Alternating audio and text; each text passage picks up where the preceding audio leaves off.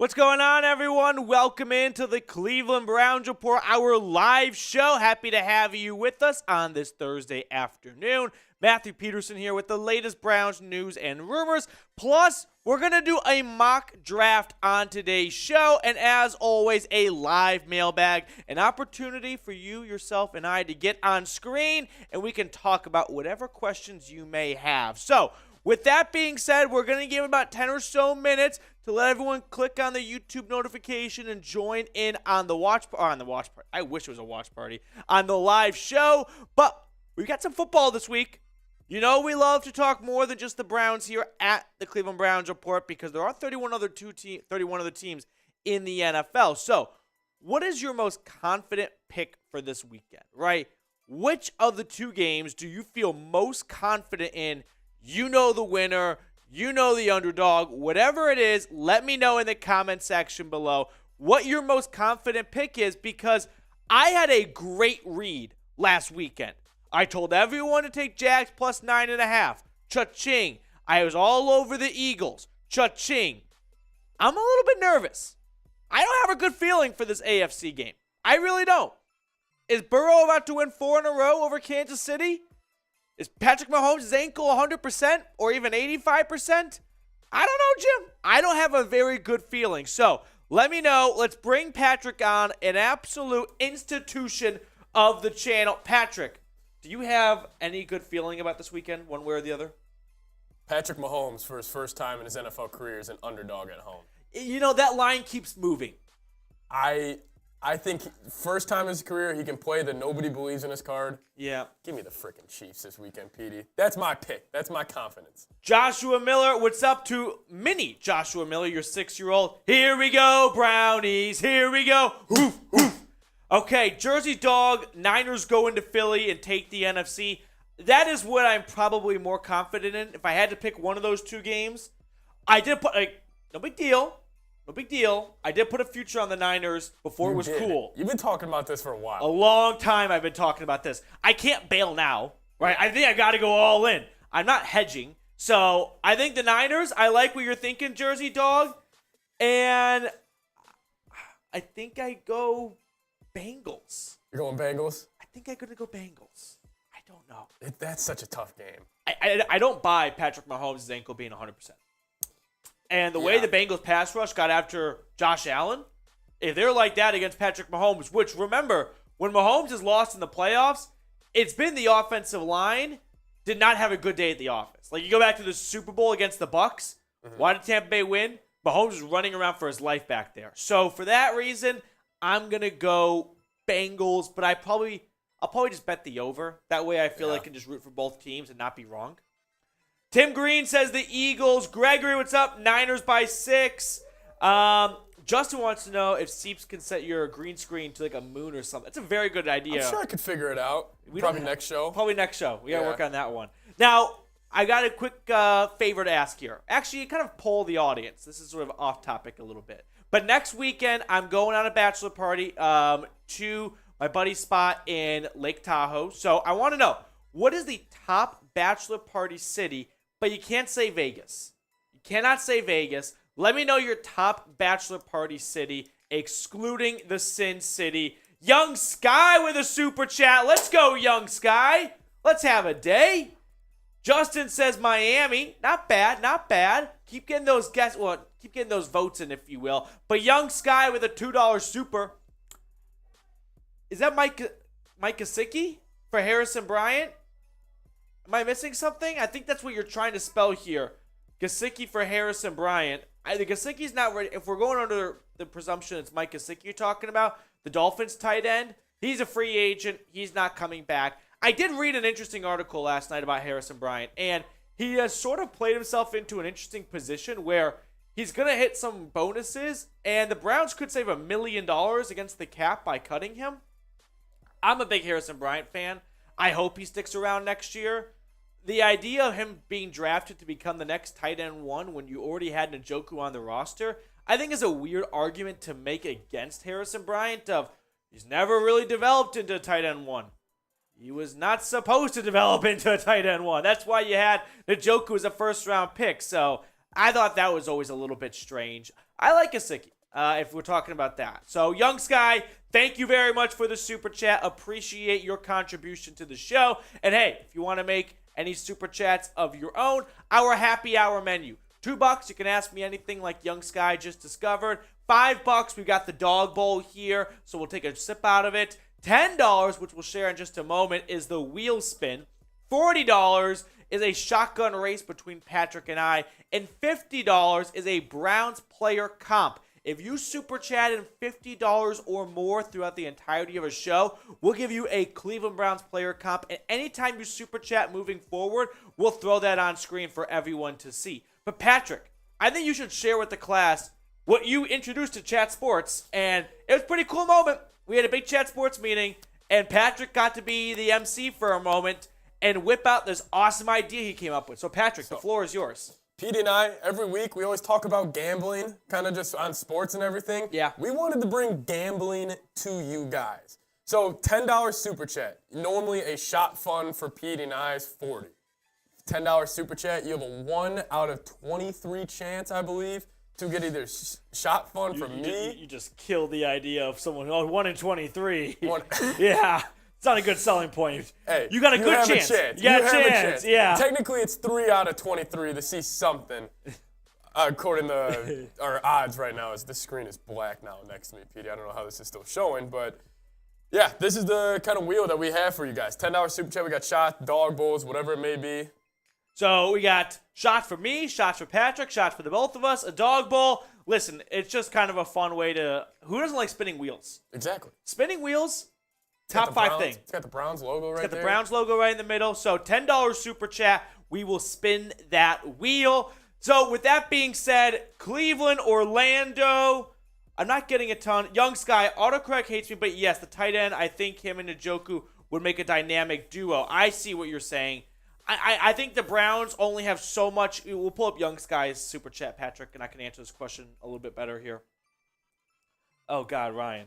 Why would you bring that up? I know. That's Young Sky, Gesicki for Harrison Bryant. So I think not a trade, but just cutting Harrison Bryant and adding Mike Gesicki so that him and David Njoku could team up. The Browns have bigger, priorities this offseason than finding a tight end too, right? Andrew Berry doesn't have too many bullets in the chamber. He doesn't have a first-round draft pick. He's got 30 to 40, and that's being generous, honestly. 40 on the generous side. $1 million to spend in free agency, which he's not going to spend all $40 million. So we'll ballpark around 30. If he wants to get Deron Payne, that's going to cost 20. There's not a whole lot of other money to spend. He's got to pay his draft class. Don't forget that. You have to budget some money to spend for your rookies. So I don't see Gesicki coming to Cleveland really in any way, unless for whatever reason he has this lifelong dream to take a veteran minimum contract and put a bunch of incentives in there, and that's that. But I don't see it. Now, I did see a question come in from Levi Mayfield using #Brown. Shout out to Levi. So let me know, who is your top free agent target? We just talked about how much money the Browns could spend. Is it the guy that, yes, I have a man crush on, Deron Payne? Is it Jesse Bates? Is it Julian Love? Is it Yannick Ngakoue? Who is your top free agent target? Maybe it's a big name. Maybe it's sort of like a lower key name, right? A little bit under the radar. I've talked a lot about Shai Tuttle from the Saints. I think he could be a really good interior defensive line acquisition. Ryan's going with Mecole Hardman. Ryan, you have come to a good school for that because I do think Mecole Hardman would fit what the Browns are looking for in a wide receiver, a speed slot receiver, and I'm all for adding speed to this offense because it needs it, frankly. Ryan, Mecole Hardman, or DJ Chark. I thought about DJ Chark, actually, a little while ago. He's just more of an outside receiver than a slot receiver, and they've got that covered off with Cooper and DPJ. I just don't think he's exactly a great fit at the moment here. Deron Payne coming in. Ryan, I'm trying to think Mecole Hardman. So let me know what you guys think the Browns, or what your biggest free agent target is, and we'll get some shout-outs to everyone that gets that in the chat. Alex, what do the Browns need the most, in your opinion? The Browns, let's kind of take a step back here. Why are the Browns not successful in 2022? Defense. All right, let's take a closer lens here. What about the defense? Run defense. It may have gotten a little bit better at the end of the season, But I'm not going to let that forget about the Chargers, which, remember the Chargers game? They were the worst ranked rushing team in the NFL when they came in that week. The worst in the NFL. Bottom, 32. And they rushed for over 200 yards. That's your issue right there. So solving the run defense, and I think it's getting a real defensive tackle, letting the linebackers free up, and making it a little bit easier on Myles Garrett to not face so many double teams and chips and tight ends on his side, because they've got to worry about the interior defensive line as well. No one respected the Browns' defensive tackles last year. Why should they? Now, I want them to. Wolfstand killer. Well, they need to score points, and the defense and special teams need a spark. I was a little surprised Mike Prefer was retained. I know that Stefanski and Prefer go way back. Pre-Cleveland, they were together in Minnesota, so that might have been a tough call to fire his friend, and ultimately he didn't. I'll give Mike Prefer this pass. He was never really able to get the kick return or punt return position down, but the injuries didn't help. Losing Jakeem Grant was a huge blow, and then Jerome Ford started to get going, and then he went on IR with an ankle sprain. So, unfortunately, that didn't help, and I think that might have bought him an extra season. Aiden, what's your ideal defensive line? I think my ideal defensive line is Myles Garrett, Perrion Winfrey, Daron Payne, and TBD on the last defensive end, but most likely a rookie, Alex Wright, Chase Winovich / Isaiah Thomas. Of those four, a three-man rotation. Whoever the top three are come week one. That's my ideal defensive line within reason. They're not going to get Daron Payne and Yannick Ngakoue. You're not going to get Daron Payne and DeForest Buckner. So I think that's probably ideal. That's not an overreach if you ask me here.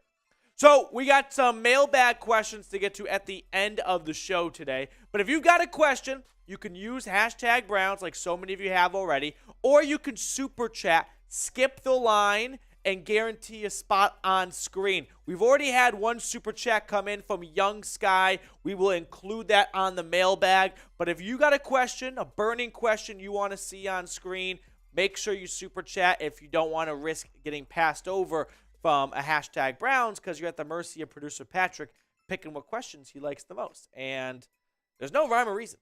Patrick's a loose cannon. You just can't. I mean, he is just a wild racehorse. So with that being said, here's what we have coming up on today's show.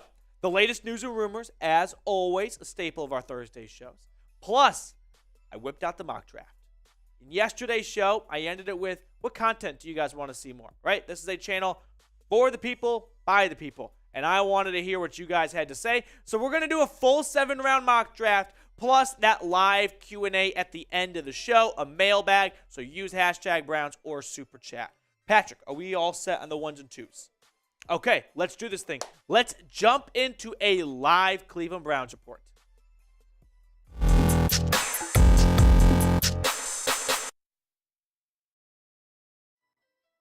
What's going on, Browns fans? Welcome into the Cleveland Browns Report by Chat Sports. Matthew Peterson here, filming today's show during our live show, which airs every single Thursday at 4 o'clock Eastern. So tune in next week if you haven't already. But let's start today's show off by looking at the latest news and rumors on your Cleveland Browns. And here's the first story I want to get to.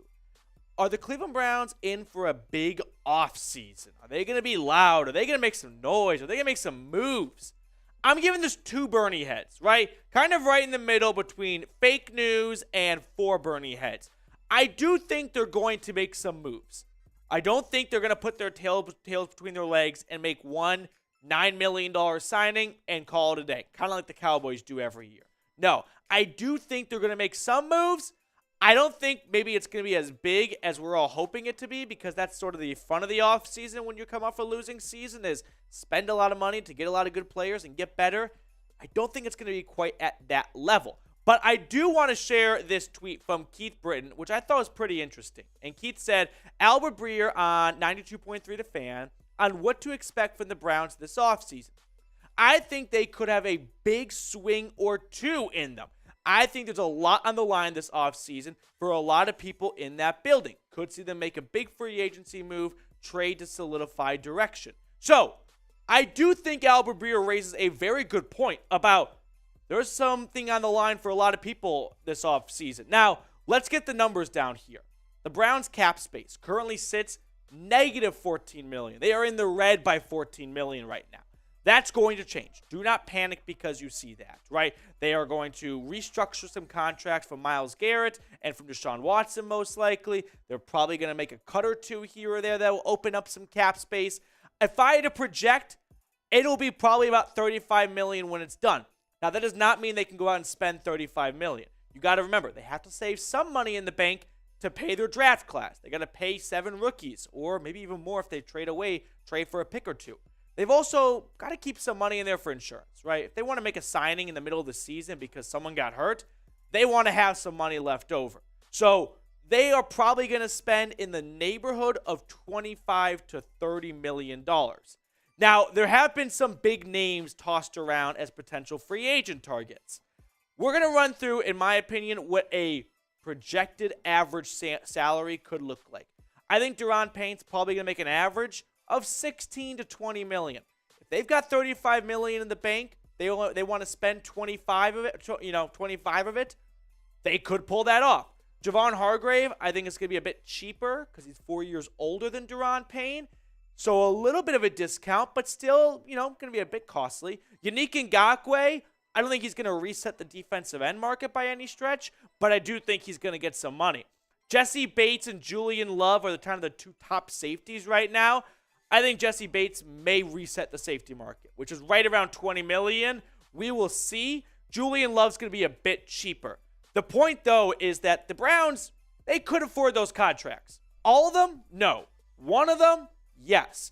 And you're coming off another losing season, 2021, 2022, and if 2023 is a losing year, that is 3 straight losing seasons. Someone's going to get fired. I think that's kind of a guarantee. If the Browns have a losing season next year with Deshaun Watson in a full season, someone's getting canned. So Andrew Berry knows he is, I wouldn't say on his last leg here, but he's getting closer to it. And he's going to want to make a big move. He can't make a ton of them, but he can make one. So I think he might look to make a big push for a Daron Payne, for a Jesse Bates, for a Yannick Ngakoue. Some sort of playmaker on defense, because this defense absolutely needs it. Now, I do want to hear from you. Who is your top free agent target? Let me know in the comments section below who your number 1 guy is this offseason. Moving on to our second story today. Could we see a Jerry Jeudy trade? I'm going to give it 1 Bernie head. I've seen this tossed around on Twitter a little bit. I don't think it has a whole lot of weight to it, but we'll bring it up here. Because there has been a decent amount of buzz about trading for Jerry Jeudy, and that could be the final piece of the puzzle for the Browns on offense. And the Browns do need another wide receiver. Anthony Schwartz is surely not taking over that slot position. Are the Broncos really in a position where they want to reset and start trading away some of their best players? They're kind of in no man's land, but I don't think they're going to want to trade away Jerry Jeudy. Now, I'll expand on this in just a moment, but first, I got to tell you all about today's sponsor, which is Magic Spoon, the revolutionary cereal that's changing the game. Say goodbye to sugary, processed cereals, and hello to delicious, nutritious options that will power you throughout your day. Magic Spoon is the perfect choice for anyone looking to start the new year off on the right foot. With a variety of flavors to choose from like cocoa, fruity, frosted, and peanut butter, you'll never get bored. And with only 140 calories per serving, it's a guilt-free breakfast option. But the best part, Magic Spoon is packed with 13 to 14 grams of protein and 0 grams of sugar, making it the perfect choice for those following a keto or maybe even a gluten-free diet. And with 100% happiness guaranteed, you have nothing to lose by giving it a try. Order your own personalized Magic Spoon variety pack today and save $5 by using code CHAT at magicspoon.com/chat or by scanning the QR code on screen. Trust us, you won't regret it. Start your day off right with Magic Spoon. So, with that being said, that link is in the comments and the description of today's show. But let's talk a little bit about Jerry Jeudy, the Broncos wide receiver, who went off for nearly 1,000 yards in a horrendous offense in Denver and had 6 touchdowns. So I think when you look at the numbers, you go, yeah, why wouldn't you want to add that guy to your team, right? But let's go back in time a little bit. Let's rewind, shall we? Remember the NFL trade deadline? Jerry Jeudy, if you recall, was a hot name on the market. Might have been moved to the Packers, the Bears, the Cowboys. The Packers were very close, reportedly, to getting a deal done. And it sounded like Denver wanted a second rounder and another pick. I don't know what that other pick was, but whatever it was, that was too rich for Green Bay. If Jerry Jeudy was going for a second rounder and another pick in October before the trade deadline, he's going to be going for a lot more now because he ended the year way better than he started the year. He had those 6 touchdowns you saw. Over half of them came after the trade deadline. He took off after the trade deadline. That was a player that Broncos fans were wondering, was that a bad first-round pick?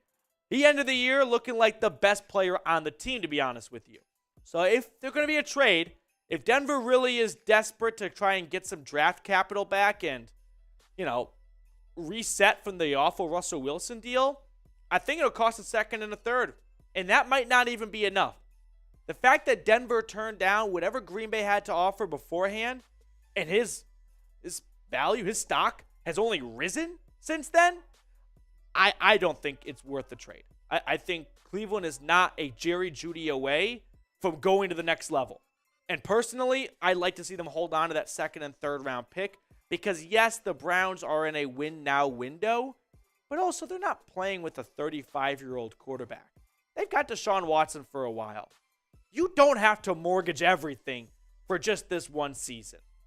Because Jerry Jeudy is going to get his 5th-year option probably picked up 2 more years. You want to be in line to pay him next? Probably not with the other contracts Cleveland has given out. Now, here at the channel, we are growing like crazy. And if we reach 17,000 subscribers, we're going to do a Dirty Dog Bowl. If you're not familiar with that is, I've got my dog bowl here. Every single game day during our watch parties, I drink out of this bad boy. Plus during our live shows on Thursday. And what a Dirty Dog Bowl is pour some beer, a shot of Fireball, and Cannonball coming down the hatch it goes. If you want to see that, all it costs is a free subscription by hitting that subscribe button. Moving on to our third segment of the show. Myles Garrett. Did he get hosed? Did he get screwed over? I'm going to give it 3 Bernie heads. I originally had 4 Bernie heads, but I'm a coward and I took one of them off. Because Myles Garrett was not included for Defensive Player of the Year, which sounds outrageous when you say it out loud. But when you look at the 3 candidates, I don't think it's all that egregious. Nick Bosa should absolutely be on there. Micah Parsons, I think should be on there. Chris Jones was a one-man wrecking ball for the Chiefs this year. You could really make an argument for all 3 of those guys. But I'm going to be a homer and say still 3 Bernie heads. When you compare the 4 guys' stats across the board, Myles Garrett has some taken over in sacks. But the pressures, I think, are an underappreciated, undervalued statistic to use to measure a pass rusher. And those 3 other guys did not face the double teams and the chip rates and all that like Myles Garrett did. I mean, the tackles for loss, they all look very similar. What's not similar is the double team rate that Myles Garrett faced compared to everyone else. Because Nick Bosa, he had a Javon Kinlaw. He had an Arik Armstead. Micah Parsons, he had a Tank Lawrence. Chris Jones had plenty of other contributors. Myles Garrett had no one. Let's be honest. Nick is a great Twitter follower if you're looking for Browns content. And I think he said it best. Myles Garrett had 16 sacks in 2022. The rest of the Cleveland Browns had 18 sacks combined. There's 11 starters. One of them nearly had just as much as the other 10 starters did. Get this man some help. So statistically, I can see why Garrett was excluded, right? But at the same time, in terms of impact on the team, Myles Garrett was on an island for much of the season, and he put up numbers just like the rest of them. So when we think of Defensive Player of the Year, I wonder, what would Bosa and Chris Jones and Micah Parsons do on the Browns defense? Still be great. Still put up phenomenal numbers. But what Myles Garrett did on this defense this year and having a very serious car accident in the middle of the year and not really skipping much of a beat. I think that should be factored in a little bit of like, you know what? He may not have as many sacks as Nick Bosa did, but he was still a very dominant force, and he was working all by himself on this defensive line. So let's end the show on a high note. Type 95 if you think Myles Garrett is one of the best. Light up the comment section with 95,000 95s. That way Myles Garrett knows the dog pound has his back. 95's coming in. Chris, Lil Beam, Tim Green, my man KR Thunder, Wolfstand Killer, Chris Lindsay. Ryan, did you know over the next 4 years, right now, the Browns have the least cap space each year? Make or break. Andrew Berry is definitely in the school of add void years, push it down the road, which we'll figure out when we get down the road if that was a good move or not. I will say I think people overreact a little bit to, oh, the Browns have no cap space. They're done. They can't do anything. The cap is a myth, and the cap goes up every year. So what looks like a big contract now that eats up 12% of the cap space in 2 years slides down to 9% as that cap continues to go up and up and up. So with that being said, we do have a mailbag later on in the show. We've got just one super chat today. If you want to guarantee a spot on screen and you got a question you want to ask, use hashtag Browns, or you can skip the line with a super chat. We always have some fun conversations on this show. Tons of 95s coming in. I love to see it. By the way, over 100 people watching, but just 26 likes. If you haven't liked the video yet, please do so. Goes a long way here, believe it or not. YouTube algorithm, likes, pushes the video more, brings in more audience, gets the channel bigger. The beautiful YouTube circle of life here. So with that being said, we're going to get into a mock draft next, which, you know, mock drafts have one rule only. Every mock draft is a horrible mock draft and deserves an F. There's no such thing as a good mock draft. So we're going to get into it.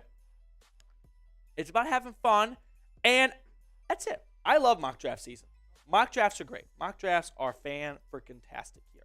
So, Patrick, whenever you're ready on the ones and twos, let's do this thing. We got a Cleveland Browns mailbag. Whoa.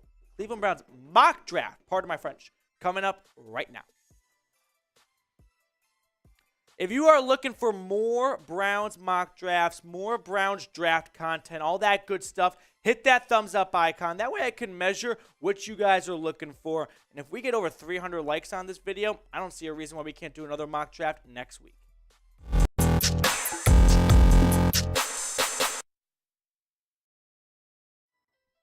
Coming up on today's show, we've got a full 7-round mock draft for your Cleveland Browns. Yes, there is no first-round pick for the Brownies, but they still got 7 picks in the chamber, and it's going to be an important draft for Andrew Berry because he's got to hit with a bit of a smaller target, if you will, not having that, elusive and coveted first-round pick. Now, before we look at any names or anything like that, quick refresher. The Browns' 2023 draft arsenal looks like this. They have their own second. They have a comp pick for the 3rd round. That's because of the Kwesi Adolfo-Mensah hire over in Minnesota. They've got a 4th, another 4th from the Texans, a 5th, a 6th, and a 7th. So 7 picks all together. So let's not waste any more time. Let's get right into it. When I was on the clock in round number 2, these guys were off the board.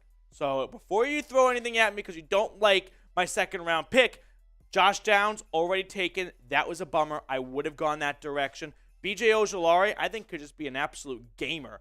The big defensive tackles everyone's looking for, gone. Cansey and Ika off the table. So, with that being said, at 42 overall, drumroll please, I went Jamie Robinson, the safety out of Florida State. Let's get to know Mr. Robinson a little bit here. He is a hard-hitting safety, one of the hardest-hitting safeties in the league, right? He's also great against the run, which I was looking for in a safety because John Johnson just didn't check that box altogether. And we know Jim Schwartz's defense really thrives when it's got a great free safety. So maybe they go that route in free agency.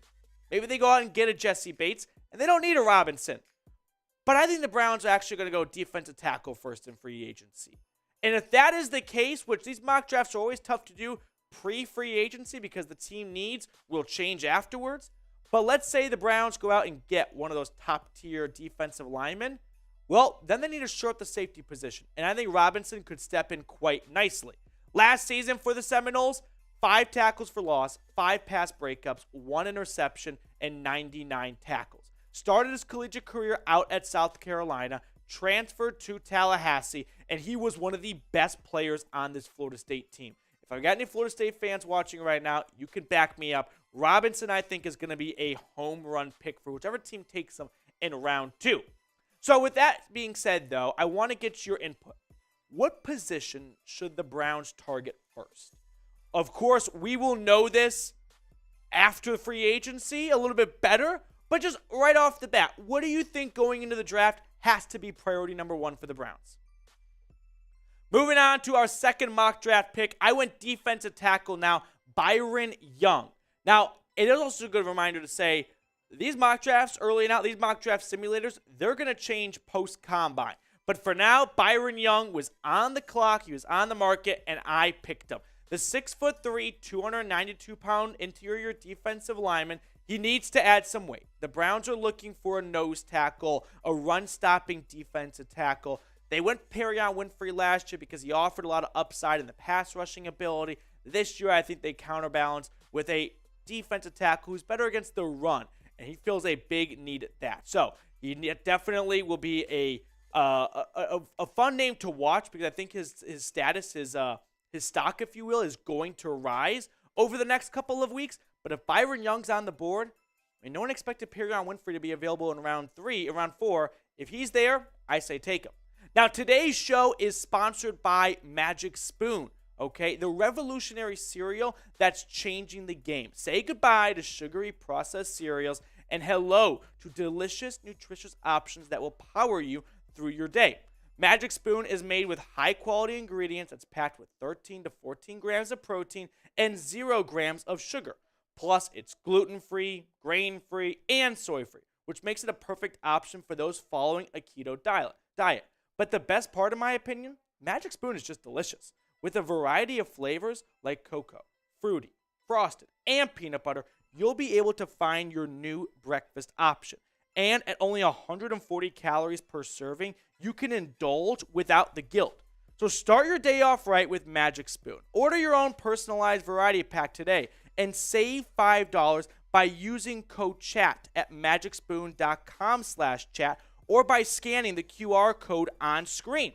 And with a 100% happiness guarantee, you have nothing to lose by giving it a try. Upgrade your breakfast game with Magic Spoon. That's magicspoon.com/chat. I've got that link for everyone in the comments and the description of today's show. Let's get back to Byron Young. In 2022, he had 5.5 tackles for loss, 4 sacks, and 1 forced fumble. He was more of a rotational defensive lineman for the Crimson Tide. But I think if the Browns go anything but defensive tackle with their first selection, they have got to go with their second selection. Moving on with my mock draft. In round number 4, pick 111, I go wide receiver. Not a powerhouse school, the Princeton Tigers, but Andre Joseph, I rehearsed it 100 times and still got it wrong. The wide receiver out of Princeton, he's fast. Now, I know what you're going to say to me. We are not running back another track star. We tried that with Anthony Schwartz, and it didn't work. But I am prepared to get hurt again because I think Josephus might be that guy. He's not just fast, which was kind of Anthony Schwartz's thing, was he was burn you down the field against slow college DBs, but he is great after the catch. And that's what I think separates him and other track stars that aren't so great with the football in their hands. Now, he needs to improve as a run blocker because if teams know when he comes on the field what the play call likely be, that's going to limit his abilities. But I think in round 4, that's worth a flyer. For the Tigers in 2022, 943 yards and 7 touchdowns, an average of 14.3 yards per catch. I think this could be a big-time hit right there in round 4. Moving on to the second pick in round number 4, and this time I go interior offensive line, guard out of UCLA, Antonio Mafi. So when I look at the Cleveland Browns 2023 offensive line depth chart, there's not a whole lot of change, right? I don't think you're picking anyone here to come in and start. But I am not so sold on Nick Harris and Wyatt Teller long-term, future, down the road. Teller signed an extension last season, but Nick Harris or Ethan Posick, I can't say definitively, will be this team's starting center. And I also think it's probably kind of due, right around now is when Andrew Berry goes, all right, we need to find new backup offensive linemen who are going to be under contract as rookies for 4 more years to give us some depth in case of injury. And in day 3 of the draft, you're looking for talent. You're not looking for starters necessarily. And I think Mofi could be that talent they're looking for. Now, we're going to have all your offseason Browns draft content right here at the channel. So if you have not subscribed yet, please go ahead and do so. We're going to get you guys the best Cleveland Browns mock drafts, draft rumors, draft targets, all that good stuff. So hit that sub button and join today. This pick I am excited for. It is not the Boston Red Sox star, Jose Ramirez. It is the defensive end out of Eastern Michigan's Jose Ramirez. Now, he's got a really cool story. He's a little bit of a last chance you kind of vibe. Went to Arizona, then he transferred to a JUCO, and he rose the ranks, and he went to ECU, and he dominated this past season. 12 sacks, 19 and a half tackles for loss, 2 forced fumbles. Throw the tape on this guy. I know that it's not your traditional big school, but Jose Ramirez, I think, could be a really good pick where we are not that sold on Alex Wright, right? You know what I mean? Alex Wright, I think, was not very good his rookie season. Just a rookie. He was always viewed as development. But I don't think we should jump into bed with him being the future defensive end opposite of Myles Garrett. Moving on here, we'll kind of round out these last few. After Ramirez, round 6, I went Chris Rodriguez. Why? Because it's round 6, and I'm looking for best player available. This is not a pick to replace Nick Chubb. This is simply, I think Chris Rodriguez is better than where you get your average 6th-round running back. So with that being said, if Jerome Ford maybe doesn't work out like we're all hoping for, Rodriguez could be a nice RB2 because they're looking for one right now, and I don't think we should just automatically hand the job to a rookie or a sophomore Jerome Ford. To round out the draft, round 7, the last pick for the Browns, I went Wanya Morris, offensive tackle out of Oklahoma. The reason being is they're not looking for a Jack Conklin or a Jedrick Wills replacement. They might be looking for a James Hudson replacement. His rookie contract's going to expire soon. I don't think the Browns are going to be running to bring back a rookie or play off the rookie contract who never really got that much of a chance to show themselves or showcase their skill set. So with that, they may reset and go, all right, Wanya Morris, you're kind of the new James Hudson, right? You're the new 6-man offensive line. Next season when we lose James Hudson to free agency potentially, that way they're not bringing in a rookie next year to be the first man up if an injury were to occur. Let's take a look at my Browns mock draft one last time, and you guys can grade it in the comments section. I went safety Jamie Robinson, which I know may not be the sexy pick we're all looking for, but in this mock draft, a lot of the defensive tackles were off the board. We have to be prepared for that possibility. Byron Young from Bama next. Andre Yosevich, something like that. I'm so mad at myself. Wide receiver out of Princeton. I legit spent 10 minutes memorizing it. Antonio Mafi, the guard out of UCLA. Jose Ramirez, great with the bat, but also the football player too, out of Eastern Michigan. Chris Rodriguez and Wanya Morris. I appreciate everyone for tuning into my mock draft. If you haven't already, hit me up on Twitter. Let me know what your mock drafts look like, right? Always feel free to DM me, tweet me your mock drafts, whatever it is. We can go back and forth and talk brownies. So hit me up at Matthew Petey. We got some super chats to catch up on. Let's go, Joshua Miller. Is our Super Bowl window tied to the last 2 years of Chubb's contract before the next retool and rebuild? I don't think so. I think their Super Bowl window is tied to Deshaun Watson. Quarterbacks win Super Bowls, right? It's not running backs that do it anymore. So, sure, it might feel a bit strange if the Browns win a Super Bowl. it would have to be with Nick Chubb because he has been the most consistent and best player. Well, him and Myles Garrett since they were drafted the last 5 or so seasons now. But I don't think you're sinking if you don't win one with Nick Chubb. We've learned, like, running backs can be much more found and replaced than quarterbacks, right? Nick Chubb is a second-round draft pick. It wasn't like they burned a top 5 pick on him. Why can't they do that again in a couple of seasons? They may not be, Chubb level, but they can still be pretty darn good if you ask me. $5 super chat. I owe you something. Let's also throw his picture up, Patrick. Yeah, we got Josh's picture. And then we got Tim Green's super chat to catch up on. Apocalypse is here. Let's go, Apocalypse. Joshua Miller is the Phil Dawson of the channel. I don't make the rules. I do. But this time, this was just a match made in heaven. So if you want to be a player comp, you want to have a picture come up every single time you super chat, $50 or more throughout a show, and we'll come up with a player comp for you. Cannonball for you, Josh.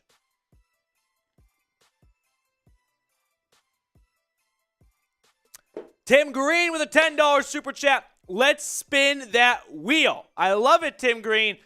Tim Green, first guy to send in a super chat to spin the wheel. So let's spin that wheel, baby. Every $10 in super chats, we spin the wheel. Off it goes. Give me a PD shot fun right now. Here we go. Give me a PD shot fun. Drum roll, please. It is. Oh, no. Oh, keep going. Oh! Deep shot. Let's go. Come on. A shot for Patrick Seatman. Dude, I thought that was going to be a shot fun race, PD. I'm a little happy that it landed with you getting a shot. AFX Apocalypse, can I be the Corey Coleman? Is that a good thing or a bad thing? I don't think that's. Yeah, I don't think that's a shot glass. $50 in super chats will get you a player comp. I do like this question from Joshua Miller, and we will answer it in our mailbag. But will the Browns cut returner Jakeem Grant to save a few million? They can save like $3 or so million, and maybe he's an older player whose job is to be a return specialist, and he ruptures Achilles last year. So I do wonder where that leaves him moving forward because they didn't sign him to be a wide receiver. They signed him to be a return specialist. So with that being said, we do have a mailbag coming up next on the show. Use hashtag Browns or super chat, skip the line, guarantee a spot on screen if you use the hashtag, if you super chat or hashtag Browns like Joshua Miller just did, and we'll get some questions queued up. Patrick? We're good. We're good on questions? All right. So with that being said, let's jump into it. Let's get into a Cleveland Browns mailbag, baby. Whenever Patrick's ready. We're on your time. Patrick, no, he just went to go get a bite to eat, it sounds like. Whenever, we good? Okay. Patrick gave us the green light, everyone. So it's just Patrick's show. Honestly, he talks in the headset, and I've never even watched a single Cleveland Browns game. Patrick's the one feeding me everything I say in my headset right now. All right, let's do this thing. What's going on, everyone? Welcome into a Cleveland Browns mailbag video. These are all questions that you, subscribers, ask during our live show, which airs every Thursday at 4 o'clock Eastern. So if you've got a question you want to ask, tune in next Thursday to be on the mailbag. So with that being said, our first question comes in via Super Chat from Young Sky. Mike Gesicki for Harrison Bryant, just a thought. So Young Sky expanded on this later on in the chat, so I'll expand for it too. What he's asking is, pair up Mike Gesicki with David Njoku. Maybe that's a cool thing to do in Madden. I don't think we're going to, say that's a bad idea, but with the limited resources available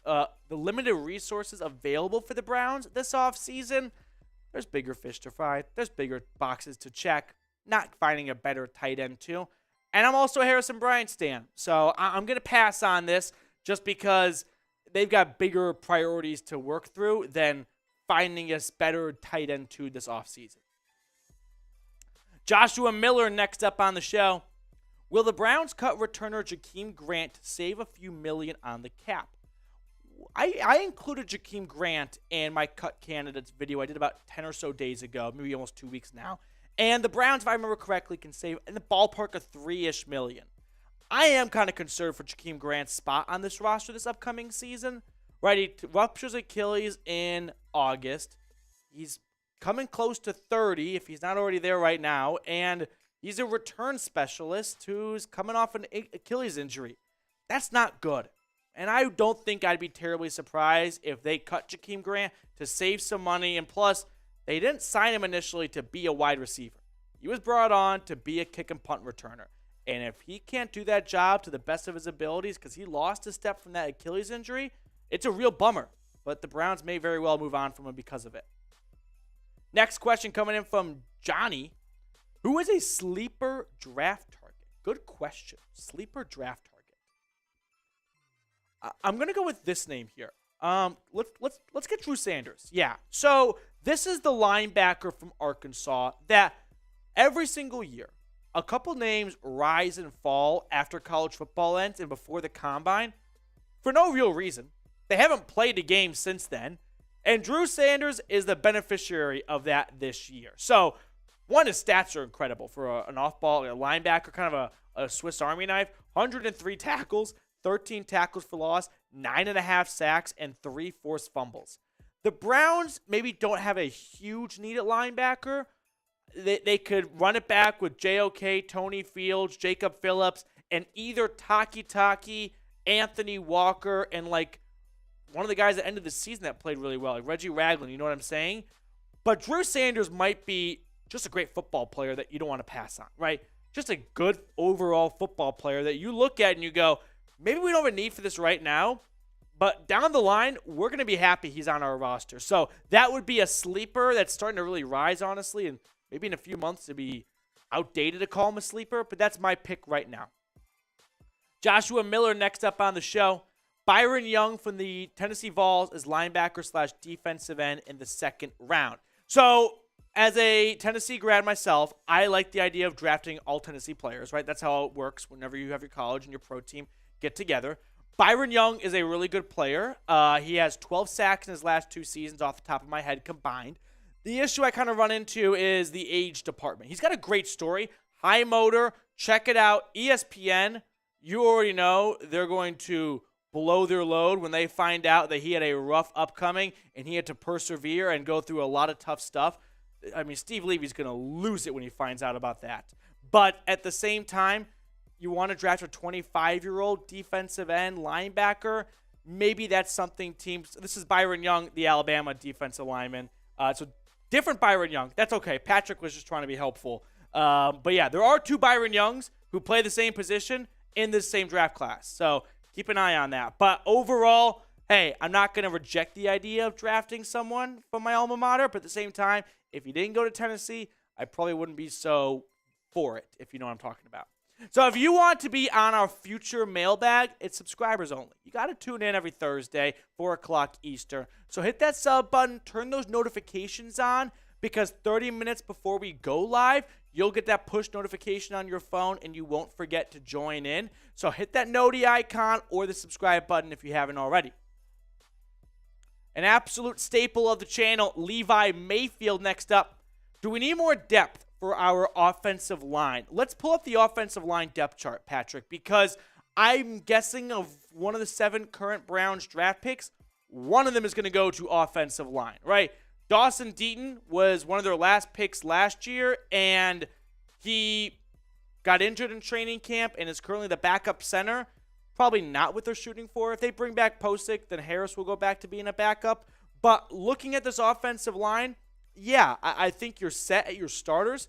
There's no reason why they can't re-sign Posick unless he commands too much money in the open market and run it back with the same 5 starters. But in terms of actual depth, I think you're right on, Levi, that they do need some depth, and that's where rounds 4 through 7 are probably going to get used a little bit here. Ryan Chowdhury next up. Do you think Daron Payne and Perrion Winfrey is enough? I do. I think Myles Garrett, Daron Payne, and Perrion Winfrey, and then cheap free agent, breakout season from Alex Wright. Even if it's not stellar defensive end play opposite of Myles Garrett, I'll take Daron Payne and Perrion Winfrey. I want to be sold on Winfrey because it's a lot easier if Perrion Winfrey is good, and he improved throughout the season, no doubt about it, especially after some character issues, if you will, to put it lightly, in the first half of the year. But he played better the last 6 or so games. And I hope he carries that momentum, carries that play into 2023. So to answer your question, Ryan, I am going to say yes. I will go on the record right now and say Daron Payne and Perrion Winfrey, that is enough for a starting interior defensive line. Patriots 1776, Bran. Do you think Stefanski is gone after this year if we don't make the playoffs? Probably. That would be 3 straight seasons of missing the postseason after making it his first year. First full season with Deshaun Watson. It's tough to say. If the Browns start off 8-0, and I'm not going to even say it out loud, right? It's like a craps table. You don't say the number. But if someone really important who wears the number 4 got hurt, that might extend him to another year. But if everyone's healthy and it's just bad play calling and similar issues to last year and it doesn't seem like the offense really grew under Watson, yeah, I'm guessing Haslam and Barry, and maybe even Barry, are going to be looking for changes right there. Now, we've got an awesome deal with our friends over at BetUS. When you go to chatsports.com/bet, you can use promo code Browns125. We're filming this on Thursday right now, and I am like borderline crazy in love with the 49ers money line this week. Give it to me, hook it to my veins, check me into rehab afterwards if we have to. But I'm going Niners. Ride with me or fade me. Chatsports.com/bet. Promo code Browns125, and they'll give you a 125% deposit bonus. David Kemper, next up on the show. Will we re-sign Posick? So reports did come out from Berea, Mary Kay reported on this, that the Browns want to bring back Ethan Posick. As they should. He was one of the best centers in football last year. He used my propaganda to bring back J.C. Tretter when Nick Harris got hurt as fuel. I have good sources from inside the locker room that they blasted my propaganda to bring back J.C. Tretter, and I look like a clown for saying it now because Posick was awesome last year. The run game fell off the face of the earth when he went down with a knee injury against Buffalo in Detroit, which sounds so weird to say out loud. So as long as Posick doesn't get outbid, I would expect him maybe to want to come back to the spot where we're talking about a guy who kind of stunk in Seattle and was supposed to be their starting center long term. So I'm sure he likes playing next to Petonio and Teller. That might make my life a little bit easier for him. So if Posick, as long as he doesn't get $10+ million in free agency, which I don't think he would, if he's willing to come back on $7 to $8 million, which is about 7 times more than he had last year, yeah, sign me up. I sure hope it gets done. Joshua Miller with a $5 super. If University of Michigan defensive tackle Maisie Smith is available in the second round and the legal/character issues clear up, do we take a chance? Dude's an athletic freak for a defensive tackle per Phil. Well, let's just say the quiet part out loud. I think the Browns have come to peace with maybe overlooking some character or legal things. You know what I'm talking about here. So I don't think that would necessarily get in the way or be a huge obstacle, if we're being frankly honest here. Man, you're absolutely right, though, about the athletic freak that he is. And if the Browns do not solve their defensive tackle issues in free agency, then that's got to be the first pick they do in round 2. And if not, we get our pitchforks and we riot. Dum Dum, next up on the show. Could you actually see the Browns trading Denzel Ward? I don't think it's a 0% chance it happens. I think it's a non-zero, right? How much higher above it? Not much. But I don't think there is no world or no possibility where the Browns trade Denzel Ward because they've got too many good corners right now. Martin Emerson, I don't think they expected in year 1 to be the best cornerback on this team last year. Greg Newsome was not good in the slot. He doesn't want to play the slot anymore. He wants to go outside. You want to know why? Outside corners get Jalen Ramsey kind of money. Slot corners, they don't get much money. They get Buster Screen type of money. So with that being said, if you have 3 guys who want to play outside, you might look and see if you can make a trade for whichever player is going to bring you back the most, which would be Denzel Ward. I think he would get you the most in a trade. But at the same time, they just signed him to a 5-year, $100 million contract a year ago. Not even. 8 months ago or whatever. I don't see them moving on from him after one bad season. Now, the dead cap hit would be huge. Financially, it seems like it's very, very much of a long shot. But you never know. If Andrew Berry gets a phone call from the Dallas Cowboys and they say, we want to bring Denzel Ward to pair up with Diggs and we'll give you our first-round pick to do it, AB was going to think long and hard about that, no doubt about it. So let me know. Would you trade Denzel Ward? Let me know in the comments section, yes or no. Last question coming in from our resident Carolina Panthers fan, Remarkable Zay. Remarkable Zay is here. By the way, I think the draft would be the best bet for the Browns, in my opinion. I feel like y'all need better cornerbacks. This comes off the heels of my huge rant of the Browns are pretty set at cornerback. I mean, I don't think them. Maybe, late day 3 picks can be any position, really. There's nothing guaranteed there. It's usually best player available, and it might not be the position you absolutely need. But I just don't see them using a high pick on corner.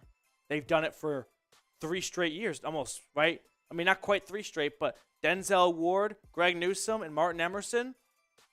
2 of those guys were their first overall draft selection. The other guy was just 2 or 3 picks later. So, yeah, I think they're going to be kind of set on using top picks for cornerbacks. Appreciate everyone for tuning into today's mailbag. If you haven't already, please subscribe. Hit that sub button down below, and we'll get you guys the best Cleveland Browns off-season content guaranteed or your money back, and it's free. So you got nothing to lose by trying it. All right, everyone. Happy hour time. It's the after party, right? It's our happy hour menu. We got through all of our fun Browns topics, but now we get to kind of sit back, kick back, and relax. Toss open a cold one with you all here. This is our happy hour menu. $2, you can ask me anything you like. $5, it's the dog bowl. $10, it's a wheel spin. $40, beer shotgun races. And $50, anytime you send a super chat in moving forward, once you eclipse 50, we're going to toss a Browns player comp of my choice along with your super chat so everyone can see that Joshua Miller is the Phil Dawson, right? We've got a whole bunch of player comps, so I think we all just love talking about players. We all love talking about random players from our favorite team. So if that's something you're interested in and you like the free content, you want to make a donation, you know the drill here. Jason Burns, when's football start again? As long as no one answers with the USFL start date, I'll be okay. Because I always hate that answer of football is back in 3 weeks after the Super Bowl. No, it's not. It just is not. Joshua Miller, trade Greg Newsome if he isn't happy with the Browns per rumors and rumblings. He was not thrilled about living out of the nickel, the slot position. He kind of sucked at it, right? I mean, it took him a while to get kind of used to it. And even when he did get used to it, it didn't look like that was a piece moving forward. And he also knows where the money's at. And the money is at the outside corner, right? Taking on the big wide receivers. So with that being said, I would like if I get a notification from Adam Schefter breaking the Browns have traded Greg Newsome, I'm not gonna go like this.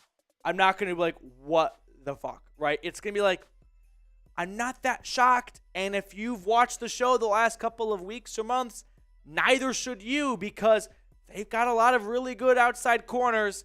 And if they can flip Greg Newsome for a second and a future third, they'll do it. I think so. Okay. If you want to send a super chat in, by all means, feel free to do so. If not, no sweat, no problemo whatsoever.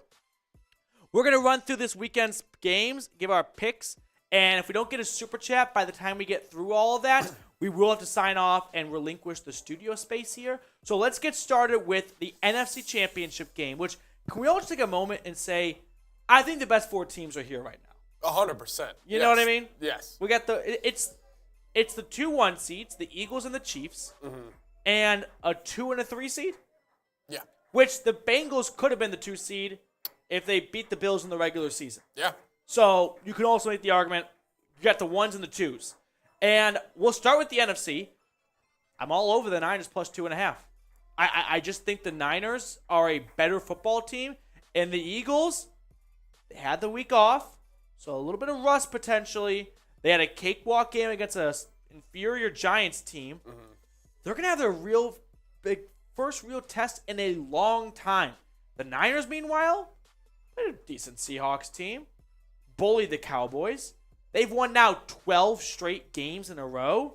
I'm going the Niners. Give me the 49ers. I think I'm with you on this, PD. I think as long as Brock Purdy doesn't mess it up. I mean, the Niners have an all-star team, especially on defense. Like, you got all pros at every level with Bosa, Warner, and Hufanga. Like, we'll look back at this. Sorry to interrupt. But the Niners, George Kittle, future Hall of Famer. Yeah.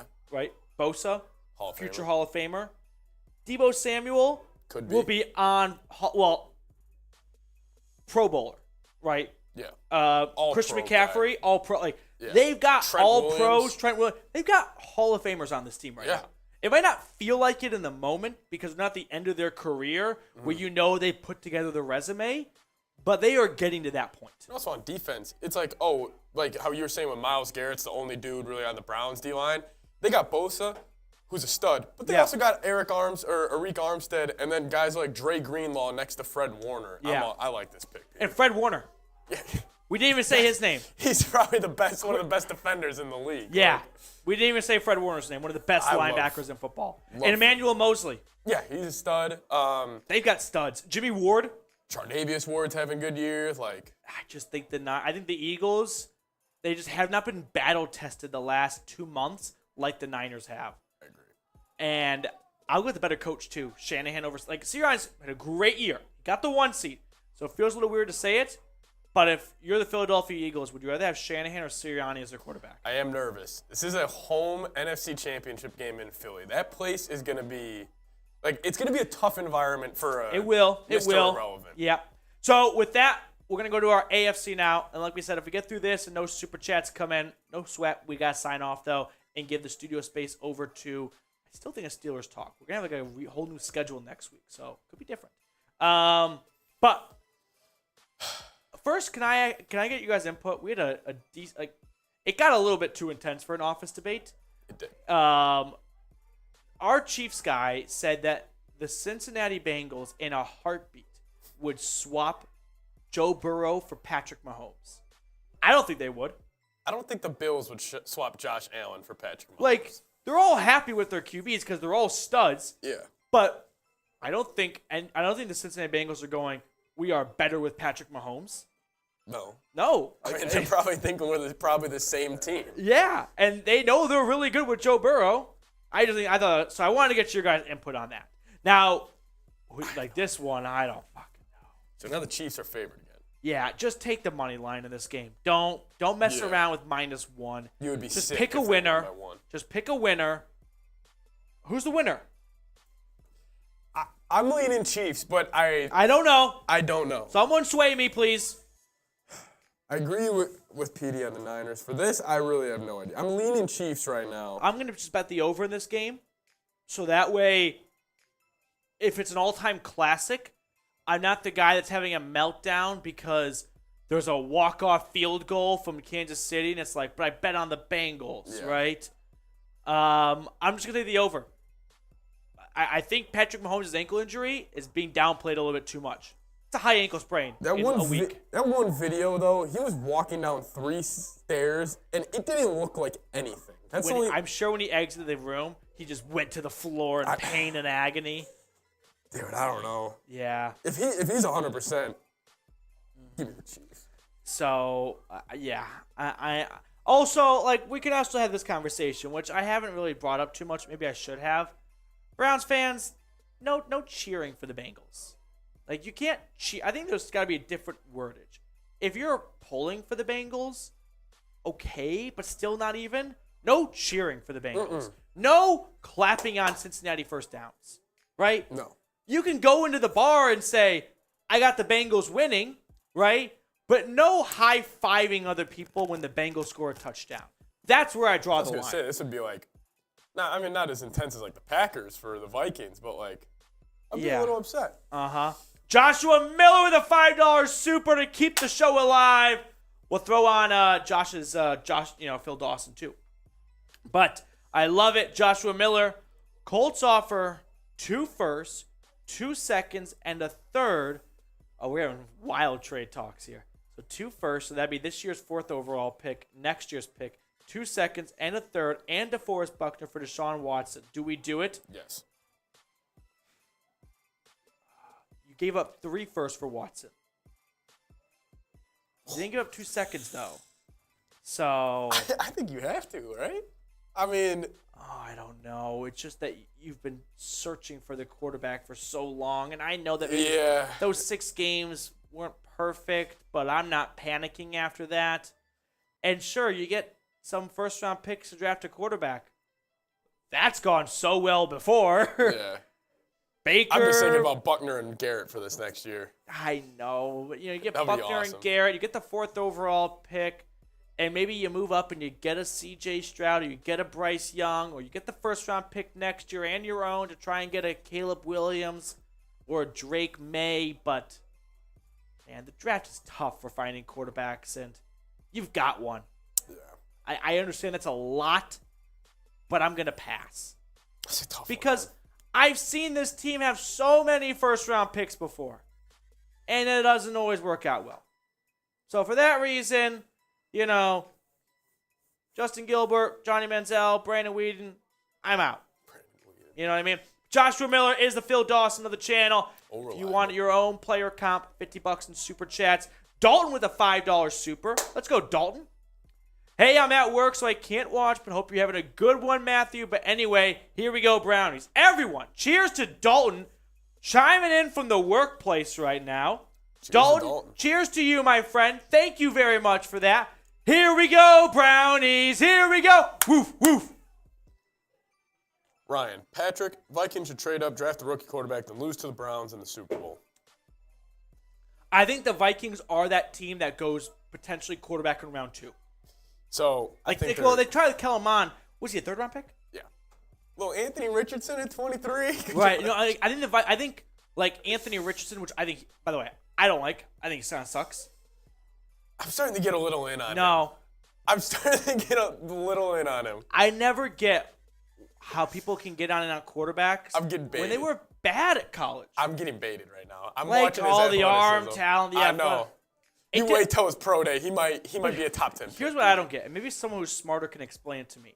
If he had that all that athleticism, why was he not dominant in college? He's got to tune up his technique. That's all you need. A year behind, cuz. I don't buy it. Malik Willis was super athletic. He might be the worst quarterback in football right now. He might be. Yeah. He might be. So, I'm past. But yeah, for your Vikings, I think they could do like bias here, a Hendon Hooker. Yeah. I love Hendon Hooker. I hope he gets drafted and makes a decent amount of money. The ACL injury really is a bummer. So, no, AFX Apocalypse. I feel like the Browns should draft a QB like Stetson Bennett. So, can we go full screen me? I've got some words to share about Stetson Bennett here. So, Stetson Bennett is my arch nemesis. No, there is no drafting Stetson Bennett to the Cleveland Browns. Last year during the draft, I made a bet with our Bears guy here at Chat Sports, Harrison Graham, and I said, hey, Stetson Bennett is not getting drafted next year. He is cheeks. And he had a decent year, I will admit, at Georgia, but I am still holding out hope that Stetson Bennett does not get drafted and I win this bet. So no, there will be no pro Stetson Bennett content at this channel. I will not tolerate it. I can't stand Stetson Bennett. One of the most stupidest nicknames, the mailman. And it was cool in the NBA. It's not cool for Stetson Bennett. No. No Stetson Bennett to the Cleveland Browns. I'll switch channels. I don't know what I'll do. I might have to resign if Stetson Bennett ends up at the Browns after I talked so much shit about him. He would be a for fun a backup. full year. I can't do it. I cannot do it. I am holding out hope. Now, unless we get another super chat, we just sign off. I will say this. We'll end with our Super Bowl picks here. So I think the best Super Bowl matchup might be Bengals-Niners. See, you know what? I was going to go complete opposite. Chiefs-Eagles? Just because I just want to see the Kelsey Bowl. I think that would be just a cool moment for brothers. Honestly, there's no bad combination. The only hiccup I have with the 49ers is we're all waiting for the Brock Purdy letdown game. I really hope that doesn't happen in the Super Bowl. Dude, what if he just doesn't lose this whole year? I know. And then it's like, when's his first loss in his NFL career? Jimmy Garoppolo started his career off undefeated for a while. He went 3-0 with the Patriots during Deflategate, and then he got hurt. Jacoby Brissett played the last game. And then he got traded to the Niners, and he won like 6 7 in a row, 6 in a row, 5 in a row, 4 in a row. He won about like 7 straight games. So I think it was 3 with the Patriots and like 4 with the 49ers. And we're all like, Jimmy G might never lose. Yeah. And well, that didn't hold true. I will say, what if it's Niners-Eagles, game-winning drive, Brock Purdy? Where's your confidence at? Dude, if he's gotten that far. 2:30 left, down by 5, 3 timeouts, all those weapons. Dude, I think he does it. They're going to get to the 9-yard line, and it'll be a handoff to Christian McCaffrey. And he'll run it bounce in. it outside and run it in. Yeah. Or to Debo. I mean, he could break one. They got so many dudes. Right. All right, we're going to put the timer on, 60 or so seconds. If we don't get a super chat, we'll show the super chat wheel one more time, just in case. Yeah. Amber Alerts lately have been Seriously, like going off in more than just one way. Oh, Dan Quinn is staying with the Cowboys. Yeah. Okay. Interesting stuff right there. Dan Quinn not going to a head coaching job. Didn't get a good offer, I guess. All right, with that being said, so here is the wheel. A $10 super chat will spin it. It's got Patrick taking a shot, me taking a shot. Oh, Joshua, the $2 super. Let's go. Dog bowl shotgun race. So $10 super chat will spin that wheel. Joshua Miller keeping the show going with a $2 super. I like this question. Is Brock Purdy the starter next year if he wins the Super Bowl? I'm going to go one step further and say Trey Lance won't be on the roster next year if Brock Purdy wins the Super Bowl. They will trade him. 100%. They will immediately go, we may not have thought we'd get to this point with Brock Purdy, but we have found our franchise quarterback, and let's get rid of Trey Lance as soon as possible, get a draft pick. I don't even know what you get for Trey Lance. Maybe a third, a second, a third, and that's fine because they don't have a first or a second or maybe even a third. They don't have their own first-round pick. That went to Miami for the Trey Lance trade, which was then traded to Denver for Bradley Chubb, and they gave up their own second and third to get Christian McCaffrey, so they need draft picks. Dr. Crew with a $1 super chat. Let's go, Dr. Crew, my man. Michael Misner with a $10 super. Let's throw Michael's picture on for a second. Spin the wheel, Petey. Michael, I don't think you were here last week, but I'm revealing or kind of, unveiling, if you will, player comps for everyone that super chats more than $50. And I gave you Josh Cribbs because you got the ability to just take off and take one to the house out of thin air, out of nowhere, just like Cribbs. So I gave you Josh Cribbs, one of my all-time favorite players for the Browns. I hope you like the comp pick. Michael, thank you for the super chat. Let's spin that wheel. Here we go. Here we go. It's off. Let's see if we get a shot. Okay. It is. Oh, Petey. Oh, no. Another seep shot. Dude, I thought the wheel doesn't lie. Let's go. I thought it was going to be the Petey shot fun right there. You got lucky. Let's go. Okay. Tough. Okay. We like the wheel. I like the addition. Clap it up for Pat. It was all his idea. It was a big brain move by me. It was a big brain move by Patrick. Big brain. Shout out to the dog pound. Shots here. What do you want cheers to? It's a good question, Petey. What do we cheers to? The chat's brewing with ideas right now, which will... Oh, I can't. Oh, boy. Here we go. Polar plunge. Cheers to a polar plunge, We're at Petey. $56. Can we end the day with 100? That'd be a pretty nice little Thursday. We got a second company holiday party tomorrow. It's a bit late for it, but yeah, we are busy. People are busy. I don't understand it, honestly. Funny enough, 2 of my friends actually have holiday parties tomorrow, too. Okay, so we got that coming up for us. But cheers. Here we go. I'll cheers with you. Cheers to the dog pound. So Levi Mayfield next up. Polar plunge if we make the bowl. Yes. So I don't have an issue with saying yes. Polar plunge was usually used to say I'm so confident in something not happening.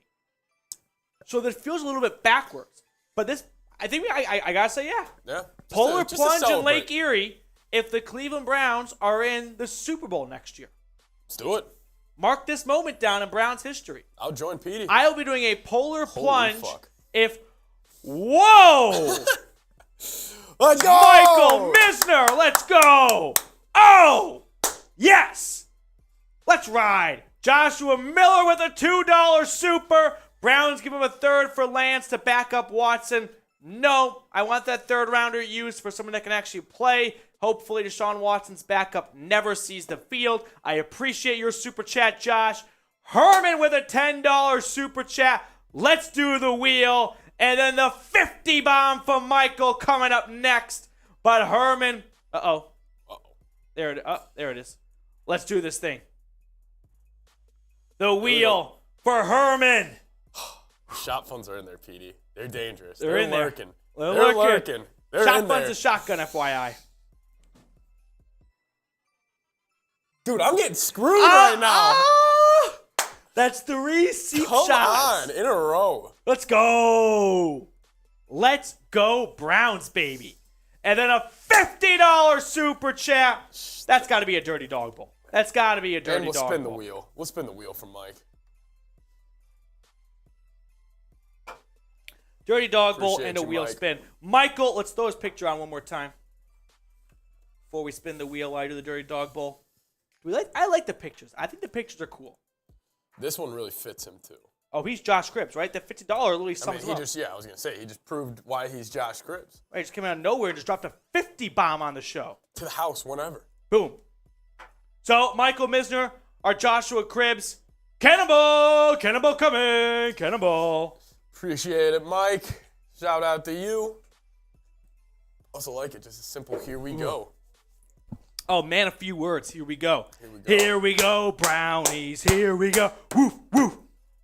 AFX Apocalypse, I know you're trying to draw me off sides right now, and it's working. Please stop talking about Stetson Bennett. That you don't understand what if they draft him. That video I'll do will be an all-timer on the channel. PD, I think his most recent comment that just came in might be the Oh, biggest I troll can't even comment. read them out loud. Okay, we got a wheel spin for the $50 super chat from Michael Misner. Let's Give me go. a PD shot fun. It's in there. Give me a PD shot fun. Oh, no. Oh, no. Oh, PD shot. We got Still. close there. By the way, Michael, We got close. I never got verification. The dog pound poster, everything got to you, right? Because I sure hope so. Please let me know. I probably should have been better about following up about that earlier. But I want to verify that you got everything that we mailed to you, because I went to the post office and I created a long line for that thing. All right, here we go. This cheers goes out to the Browns having a double-digit win total next season. Here we go, Brownies. Here we go. Woof, woof. I like that. Cannonball coming. Oh. I'll take Hendon Hooker. I like Hendon Hooker. Although I still don't think the Browns should use really any draft pick on a quarterback this year. They only have 7. They've got 7 other bigger needs than a backup quarterback. Yeah. And, hopefully you never see your backup quarterback, too. Yeah. And I don't think Kellen Mond is the worst backup, although we haven't really ever seen him play. But then again, you say that, and you're looking at the Niners right now. I get it. Yeah. I know it's like an outlier situation. No, I think actually the important thing is, like, quarterback is so important in the NFL that you really should draft a QB every single year, because you're always hoping to hit that jackpot. Yeah. And it's almost like it's worth buying a lottery ticket, because that's what it is in the day 3 of the draft. But the difference is your odds aren't 1 in 250 million. It's 1 in 100 million. Like So a little bit better. That's crazy. I just still can't get with Brock Purdy. I know. It doesn't make any sense. Okay. Happy hour menu. Michael Misner, shout out to you for the $50 super chat. Thank you so much. So, happy hour menu. We got the shot clock back on here. If we don't get another super chat, we will have to bounce. But you know that Patrick and I love to end our Thursdays hanging out with you guys, talking ball, talking shop, talking football, talking Brownies. And we've got, unfortunately, just 3 more football games. Don't even say that. I hate myself for saying that out loud. That Was a football. We're about to Throw hit the flag on me. We're about to hit the dog days. Yeah. They're soon. I am scared. They're soon. I am scared. Okay. Darko, what's more important? Trading for D-Hop to boost Watson's confidence, or signing a top-tier defensive tackle to boost winning percentage of the team next year? Good question. I'm going to go with defensive tackle. I don't think you should have to go get DeAndre Hopkins to boost your $230 million quarterback's confidence, right?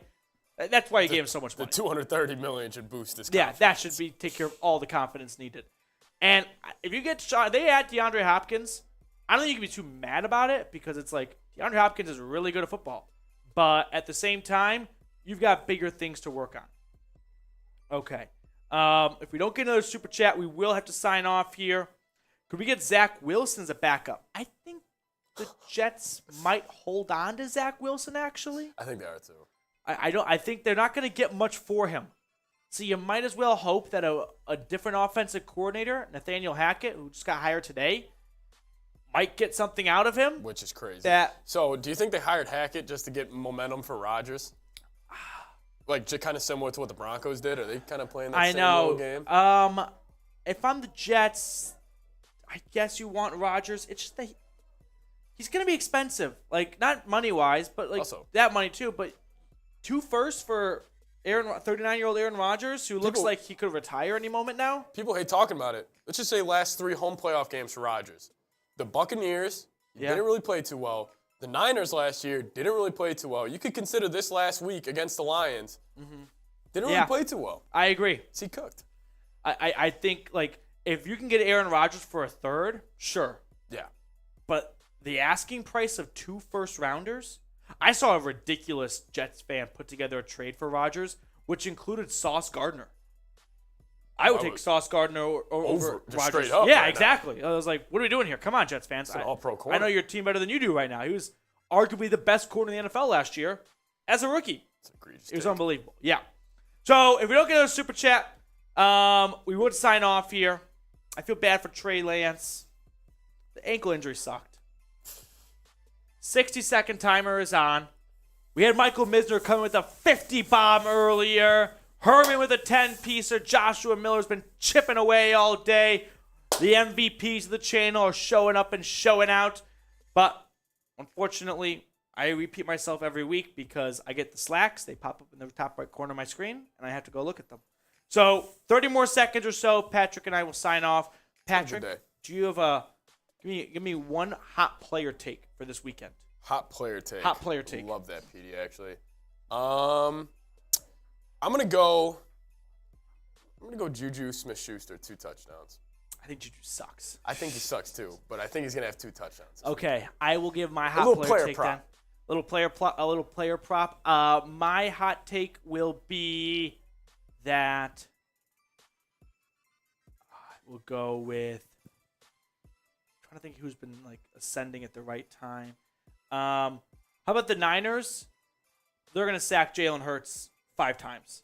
And that's one of the best offensive lines in football that Philadelphia has. Yeah. But that would be my hot player take right there. The Niners get 5 sacks on Jalen Hurts.